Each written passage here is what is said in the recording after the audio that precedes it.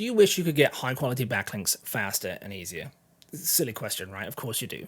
Which is why in this video, I'll share the insanely simple method that got me 70 huge backlinks in 90 days, why and how this process works, as well as how to make sure you kill it each time you run this process. And the thing that'll really blow your mind is that each of these links took me only around 45 minutes to get, and out of 100 emails sent, I got a 70% success rate. This method really is that good. I'm blown away! You're blown! So let's start off by explaining how I got all these links so fast and why this is the ultimate link building method. So as you know, we all need links if we want to rank in Google. However, link building is hard, especially if you're a one-man blog or a small team. On one end of the scale, we have the easy opportunity links, such as helping a reporter out as a source.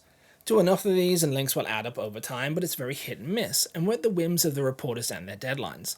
Not only that, but if there's no opportunities today, then you're waiting till tomorrow till you can try again for another possible link. Low effort, low success rate, but low upfront time investment. On the other end of the scale, we can do some more time-intensive but guaranteed link building methods, such as guest posting. Find sites, we pitch them, we write a post, and we get a link. It's a lot more time-intensive, yeah. And if I'm being honest, even this method is starting to crap out a little bit thanks to AI content. Editors now have a backlog of posts of various qualities versus trying to fill their calendar. You can still get links that way, but it's slightly more effort than it used to be and a lot harder to get past the gatekeepers because they're kind of swamped with all the pitches. So what can we do if we want guaranteed links and we don't want to spend hours trying to get them? Well, we can use this technique I'm about to share.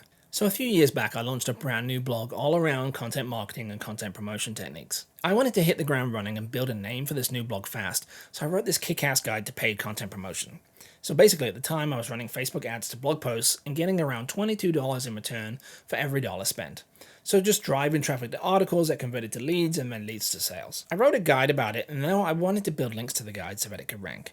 However, it was just me working on the blog and time was short, so I needed a link building method that would not only have a high success rate, but I wanted these links to kick ass and be fast if possible. So if you're new to link building, you might not be fully aware of this, but not every backlink is equal. We use a scale called domain rank, or DR for short, and it goes from 0 to 100. The most powerful sites in the world, such as Facebook, are only a DR 98, 99. What you might not know is the scale is not a straight line, it's actually more of a crazy hockey stick curve. And so a link from a high DR site is worth the same as literally thousands of smaller blogs linking to you. If time is short and you want the biggest impact for your efforts, then you want to target those links and ignore the rest. I already mentioned before that guest posting can do well, but it's time intensive. However, when I was looking and doing competitive research, I noticed a loophole that might work. So a lot of these larger blogs that you would struggle to get links from have their own podcasts and they need guests for their shows each week. I'd never been on a podcast before, but I figured it couldn't hurt to try. And within 90 days, I'd appeared on some of the biggest blogs in my industry. Not only getting backlinks, but driving trust, authority, traffic, and literally thousands of dollars in sales. We're talking podcasts for companies like ActiveCampaign, CoSchedule, CopyChief, Hustle and Flowchart, and so many more. What's even crazier is most websites never hit a domain rank of 50, and if they do, it takes them 2 to 3 years of dedicated link building. I hit it in 3 months with this method. So here's why this process works so well. Podcasts are great because it's easy to create content for them for the most part. You chat with guests, you hit publish, and you can easily build a following in the thousands or more. However, the downside is frequency. If a podcast is going to be successful, it needs to publish content regularly on the same schedule. So if it fails to do this, it can actually lose views and no longer be shown to their audience. This does mean though that they have to produce content all the time, no matter what. And it'll often mean that the host sometimes has to talk on their own, which is never great. If they don't have guests for an episode, it can really drag down the energy and be a lot more effort for them to produce. So when you run a podcast and someone pitches you on being a guest, and that pitch has a great idea for a topic that you know your audience will love, the people clearly know their subject, and they've proven that it'll be worth your effort to have them on, the host is incredibly excited to get your email, and it actually leads to replies like this. That's right, they actually wanted to use my email, outreach email, as an example for their own audience because it was that good. So here's how this process works. The method itself is insanely simple, at least the key elements are. You just need to do 3 main things. Step 1, create a list of target podcasts to go onto. So this can be podcasts in your industry or in parallels that you think will be a good backlink. For example, I made a list by searching for shows I listen to, I checked for blog post lists of best podcasts on X topic, and then I simply searched for podcasts that were publishing recent episodes, expanding outwards to parallel topics as I went. So I started with content marketing, so that's my main industry. After that, I went to paid marketing, digital marketing, and then eventually business podcasts. This way I would have a lot of options to pitch. I then organized the list of shows from the highest DR to the lowest. My goal was to try this out with smaller shows and build confidence before pitching the bigger sites and getting stronger links. Then I simply checked them out one by one, filtering out the bad options, and then pitching the ones I could find a good angle for as I went. So, speaking of the pitch, you need to pitch a topic that the host will actually care about, as well as their audience, if you want to be accepted as a guest. Seems obvious. This could be an article topic you've written on, or simply a subject you're passionate about that's tied to your business. I recommend the article version as the best option, because then you can mention it during the episode and then get links directly back to it in the show notes. So you can even do this a couple of times. Smart. This builds trust and authority while also getting those relevant links. However, it really is vital that you research each show before you pitch so that you can make sure the host will be interested. So things to look out for are maybe they've talked about something similar before. Maybe this new episode could lead on from that, or it could be a new topic. Maybe this topic is something their audience would love because it's parallel to something they've said before. So for me, I was writing an article about paid content promotion, so I was in a great position. Basically, all the marketing sites I reached out to, they want to get more traffic to their content. But also, most people who write content are a little overwhelmed with paid advertising. I'm scared. I'm not scared. You're scared. Not only could I share how I did this effectively, but I also had step-by-step guides and proof of how it worked. I knew the host and the audience would love this topic because I know my audience. However, I could have, like I said, done this with any guide on my site as long as I made sure to tailor my pitch so that they would like it. If I couldn't find an angle, I just wouldn't pitch them because they're probably not a good fit. This is also why, with only 100 emails sent, I got such a high success rate. Sending shotgun blasts of cold, weak-ass emails is just a surefire way to get yourself blocked by the peers in your industry, so don't do it. Put the effort in. Link building, it's not about you. It's actually all about the target site, especially if you want to get backlinks. So imagine for a second you're sat at home bored. Then a friend calls you to see if you want to watch a movie you liked as a kid that's re-showing in the local cinema. Star Wars. Better still, he'll swing past, he'll pick you up, he's got free tickets and free food vouchers. So your options now are either to stay at home bored, go to the movies, to see a show you love for free without the effort of driving and get free food. It's not even a contest. This is how you need to make any site you pitch feel also.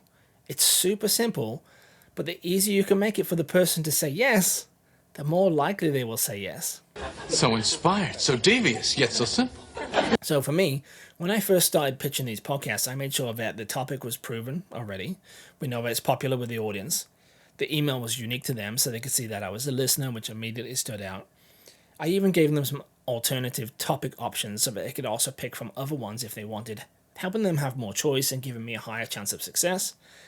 I gave talking points that we could possibly cover for each topic so that we could discuss what we needed to record. This way they could see what subtopics were going to be on the show, help them plan out the episode, and I tied it back to examples already. Super, super simple. I was basically doing their job for them, so they see this email and they think, amazing. OMG, right?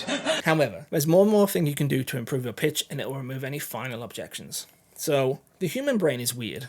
As part of our survival mechanism, we're hardwired to look for dangers. However, there's not many lions trying to eat us anymore, and so this processing system gets a little confused and starts trying to protect us from everything. So if we have a good opportunity, we start to think of all the ways it can go wrong. It's our brain trying to protect us, and you're probably even doing the same thing now when I mentioned going on podcasts. Run away! Run away! You're probably thinking, what if they don't like me? What if I'm nervous? What if I mess it up? Etc. First of all, you'll do great. You don't need to be a great public speaker to do these shows. You just need to know your subject and be passionate about it. That's all they really care about. We all get worried about this stuff, and the podcast host is just the same as you. They're probably thinking when they first read that email, oh wow, this sounds great, but then they start thinking, oh, this could go wrong, or this could go wrong, and so on. Knowing this can happen, I help to remove any of those issues before they even thought of them. And so as I close out the pitch after I've shared all the topic and everything else, I explain a few more things. First off, I tell them I've got a professional microphone, so the audio quality will be good. I tell them I'm hardwired into broadband internet, so the call will never drop. Most of these record over Zoom. I was in a different time zone, and they knew that, but I told them I'd happily get up at 3 a.m. to do the call if they wanted, and I'm free at any time over the next month. Basically, I would fit their schedule. So, now, there's no fears of what if, because I've already addressed them in advance. Then, once I'd done these shows a few times, I also explained how many shows I'd done before. So they knew I had experience as a guest. It's not always an issue. They don't really care because most people who are guests on podcasts, it's their first time, but it can help. I might even name drop a few larger shows for instant credibility, and boom, 15 minutes of research, 30 minutes of being on the show, DR 50 to 80 backlinks on average, and a heap of new leads and traffic, sometimes leading to thousands of new site visitors on the day that the show went live. Like I said earlier, the entire process is fairly simple. However, if you want to absolutely guarantee that you smash it at the park and get links with this method, then be sure to check out the link below, and I'll email you a guide to do this from start to finish with examples. I walk through the entire process that I followed step by step with screenshots, emails, and more. More importantly, I'll also send you my 11-step checklist of what to do as soon as the show is confirmed, and what to do before, during, and after the podcast call. The last thing you want to do is mess it up once you've booked into the show. This way you can make sure that everything works, nothing breaks, the episode's a success, and you can get those powerful backlinks. So check it out now below so that you can make this work for you and start pitching today. It's the most effective link building method I've ever used, and it can work for you too.